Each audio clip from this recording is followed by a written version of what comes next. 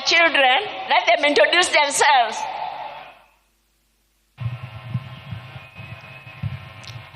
Aya, kwa majina naitwa Jaramogi Orango.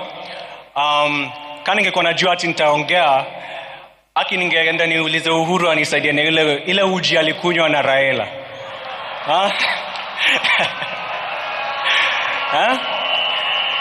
Juu sasa siwezi simama hapa niseme ati naogopa kuongelesha nyinyi wote.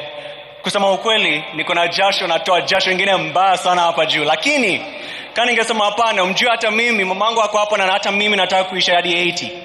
Mimi nataka kufika 80. Na kama nimesema ati sitaki kuongea, hata mimi mngeniweka tu pale tu.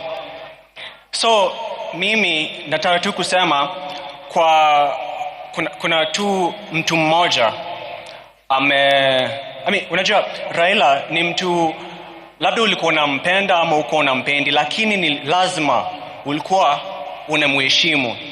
Hivi vitu vile tunapendanga kupinga serikali, unajua ni huyu mtu ndio alituletea hiyo, he gave us that ability to do that.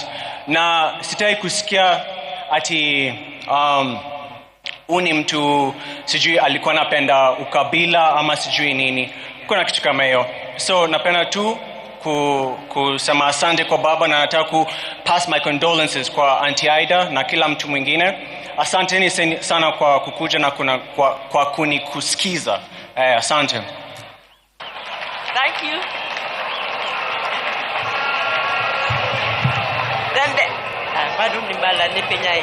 Then there's my daughter Miriam. Let her introduce